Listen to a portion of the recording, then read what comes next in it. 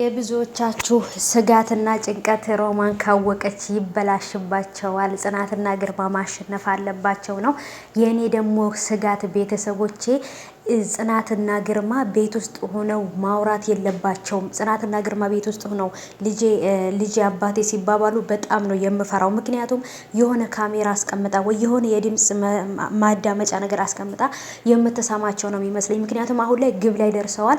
ጽናትም አዲስ ያደረገችው ነገር አለ። እሱን ነገርም እነግራችኋለሁ። ሮቤልስ ምን አደረገ፣ እያሱስ የሚለውን ነገር በደንብ አድርጌ እነግራችኋለሁ ውዶቼ። የብዙዎቻችን ስጋት እሱ ነው። ጽናትና ግርማ በድል ማሸነፍ አለባቸው። የልፋታቸው ውጤት ማግኘት አለባቸው ከሚሉ እኔም ነኝ ማለት ነው። ሰላም ሰላም፣ ውድ የተከበራችሁ የቻናሌ ተከታታዮች እንዴት ናችሁ? ከኔ ጋር ሁሉ ሰላም ነው። ሰላማችሁ ይብዛልኝ ባላችሁበት ውድ ቤተሰቦቼ። ለቻናሌ አዲስ ከሆናችሁ ሰብስክራይብ አድርጋችሁ ቤተሰቡ ነው፣ ነባሮች እንኳን በሰላም መጣችሁ ብያለሁ ውዶቼ።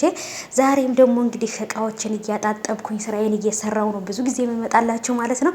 ዛሬም እንደተለመደው እንግዲህ በአዲስ ቪዲዮ መጥቻለሁ። በጽናት ድራማ ላይ ተደጋጋሚ ቢሆንም ግን ደግሞ እኔ ያው እንደነሱ 20 ደቂቃ 30 ደቂቃ ቪዲዮ አይደለም የምለቀው፣ አጠር አጠር ያለ ስለሆነ ለዛ ነው ሀሳቤ መግለጽ የማይመቸኝ። ምክንያቱም በጣም ስራ ቢዚ ስለሆንኩኝ አጠር አጠር ያለ ቪዲዮ ነው የምሰራው። እሱንም እያያችሁ ነው፣ ስራ እየሰራው ነው ሁልጊዜ የምመጣላችሁና ምንም ማድረግ አይቻልም። ፈጣሪ ከሰው ቤት እስከሚያወጣን ድረስ ማለት ነው። ስለዚህ እንተባበር፣ ሁላችንም አንድ ላይ እንተጋገዝ፣ ሰብስክራይብ እንደራረግ። ቪዲዮውን የምታዩ ሰዎች ከቻላችሁ ሼር አድርጉልኝ፣ ካልቻላችሁም ደግሞ ላይክ ቪዲዮ ላይክ በማድረግ ተባበሩኝ። ሰብስክራይብ ካላደረጋችሁ ሰብስክራይብ አድርጉ። ምክንያቱም እኛም ከሰው ሀገር ወጥተን በሀገራችን ውስጥ ሆነን ዩቲዩባችንን እየሰራን መኖር እንችላለን። ከራሳችንም አልፎ ለሌሎችም ሰዎች እየተረፍን ማለት ነው እና ስለዚህ ውዶቼ አገሬ ለመግባት እያሰብኩ ነው አላህ ከፈቀደልኝ። እናንተም ካበረታታችሁኝ ሰብስክራይብ ካደረጋችሁኝ ከተከታተላችሁኝ የመግባት ሀሳብ አለኝ እና አገሬ ገብቼም ደግሞ የተሻለ ነገር ለስደተኞች እኔ አረብ ሀገር እስካለው ድረስ እንደኔው ስደት ላይ ብዙ አመት እንዳትቆዩ መስራት የምትችሉበትን በትንሽ ገንዘብ የተለያዩ የስራ ዘርፎችንም በደንብ አድርጌ ይዤላችሁ እመጣለሁ ብያለሁ። የኔ ሀሳብ ይሄ ነው።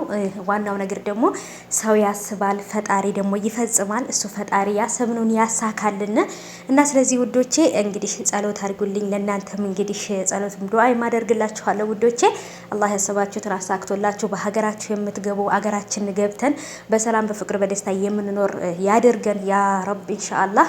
እና ውዶቼ እንግዲህ ዛሬ ወደ ጽናት ድራማ ስገባላችሁ ማለት ነው። አንዳንድ ጊዜ ለራሳችንም ዱዓይና ጸሎት አስፈላጊ ነው። የማይረሳው ነገር ቢኖር ያ ነገር ነው ማለት ነውና ስለዚህ በጸሎት በዱዓይ በርቱ ላለው እህቶቼ። ይህም ቀን ያልፋል። ዛሬ ላይ ቢመሽም ነገ ላይ ይነጋል። ስለዚህ ዛሬ ላይ ከተጨነቅን ነገ ላይ እንደሰታለን ብዬ አስባለሁ፣ በፈጣሪያችን ተስፋ ስለማንቆርጥ ማለት ነውና ስለዚህ ውዶቼ ወደ መጣሁበት ስገባ እና እንግዲህ በተለይ እንኳን አይደለም ማወቅ ይቅርና መጠራጠርም የለባቸውም። በፍጹም የሚለውን ነገር የብዙዎቻችንን እንትን ብሏል ማለት ነው ውዶቼ። በተለይ እኔ እውነት ለመናገር አሁን ላይ ጽናትና ግርማ ሮቤልም እያወሩት ያሉት ነገር በጭራሽ ለኔ ደስ አላለኝም። ምክንያቱም ጽናትና ግርማን እያሰቡ ያሉትን ነገር እንዳያሳኩ እንቅፋት የሚሆንባቸው ነገር ነው። እያሱም ሆነ ከሮቤል ጋራ የሚያወራው ለብቻው አለ።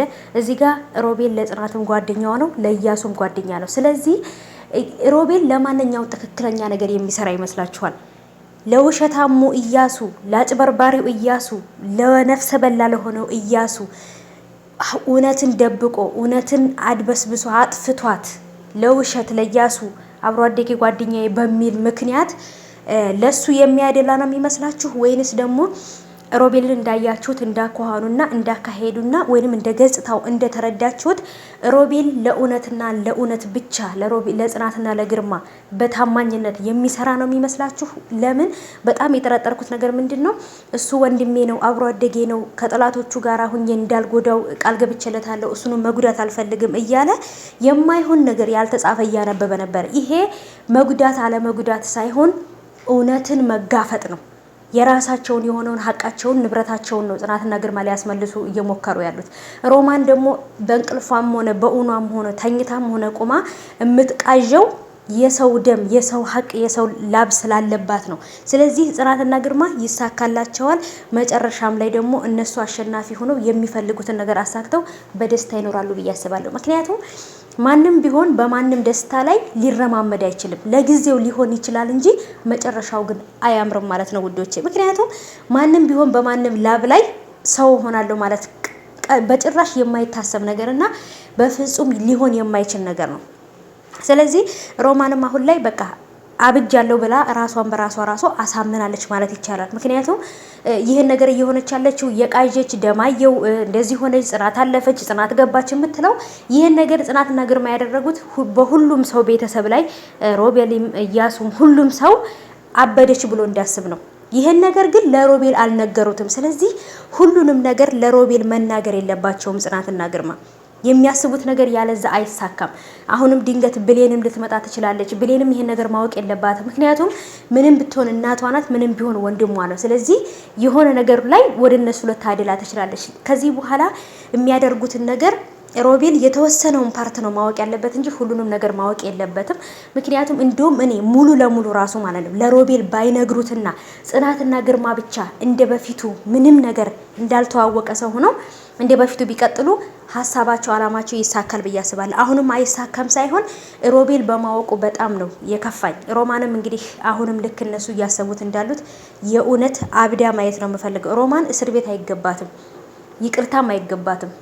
እንደው በቃ አብዳ ባያት ነው የምለው። በቃ አብዳ ባያት ማለት ነው። ከሞቱትም በላይ ካሉትም በታች ሆና ነው ማየት የምፈልገው። ምክንያቱም የብዙ ሰዎችን ህይወትን ያጨለመችውና በአሁን ላይ ሮማንን ስታዩ አሁን በአሁኑ ዘመን ላይ ያሉ ሰዎች እንደዚህ አይነት ናቸው። ሰርቶ መለወጥ ሳይሆን በሰው ሀቅ፣ በሰው ንብረት፣ በሰው ግላብ ሰው መሆን የሰውን ነገር ነጥቀው ለራሳቸው ማድረግ የሚፈልጉ በጣም እንደ ሮማን አይነት ሰዎች በሀገራችን ላይ ተስፋፍተዋል። አሁን ላይ በተለይ በአሁኑ ሰዓት እንደ ሮማን ያሉ ሰዎች ብዙ ናቸው። ሰርቶ ከመለወጥ ይልቅ የሰውን ነገር መቀማት የሚፈልጉ ሰዎች ብዙ ናቸውና ግን ደግሞ ልክ ሮማንን አሁን ላይ ጽናትና ግርማ ሊበቀሏት እንዳሰቡት ይዘገያል እንጂ ማንም የማንንም ነገር ወስዶ በሰላም መኖር አይችልም። ስለዚህ አሁንም ጽናትና ግርማ በደንብ መጠንቀቅ አለባቸው። ሮቤል ደግሞ ለማን የሚያግዝ ይመስላችኋል? ለእውነት ወይንስ ለውሸት? ይሄ ነገር ግራ ያጋቢ ነው።